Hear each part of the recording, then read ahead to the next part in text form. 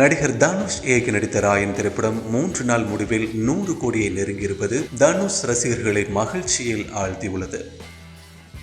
நடிகர் தனுஷ் தமிழ் சினிமாவில் முன்னணி நடிகராக வலம் வருபவர். இவருக்கு மிகப்பெரிய ரசிகர்கள் கூட்டமே சினிமாவில் இருக்கிறது. கோலிவுட் சினிமாவில் தனது வாழ்க்கையை தொடங்கிய தனுஷ் தனது கடின உழைப்பால் இன்று ஹாலிவுட் வரை சென்றுள்ளார். தமிழில் மட்டுமல்லாமல் பாலிவுட்டிலும் தனது கவனத்தை திருப்பி தொடர்ந்து படங்கள் நடித்து வருகிறார். தற்போது இவரின் 50வது படமான ராயன் படத்தினை தனுஷே இயக்கி நடித்தும் உள்ளார். இப்படத்தில் S.J. சூர்யா, சந்தீப் கிஷன், காளிதாஸ் ஜெயராம், அபர்ணா பாலமுரளி, துஷாரா விஜயன், பிரகாஷ் ராஜ் உள்ளிட்ட பலர் நடித்துள்ளனர். சன் பிக்சர்ஸ் தயாரித்து இருக்கும் இப்படத்திற்கு A.R. ரஹ்மான் இசையமைத்துள்ளார். இப்படம் கடந்த வெள்ளிக்கிழமை உலகம் முழுவதும் சுமார் 2000க்கும் மேற்பட்ட திரையரங்குகளில் பெரும் எதிர்பார்ப்புடன் வெளியாகியுள்ளது. ராயன் ரசிகர்களிடம் நல்ல வரவேற்பினை பெற்று வெற்றிகரமாக ஓடிக்கொண்டிருக்கும் நிலையில் படம் வெளியான 3 நாட்களில் இதுவரை உலகளவில் 75 கோடி ரூபாய்க்கும் மேல் வசூலித்து மாஸ் காட்டியிருக்கிறது. குறிப்பாக தமிழகத்தில் மட்டும் இப்படம் ரூபாய் 40 கோடி வசூலித்துள்ளதாக கூறப்படுகிறது.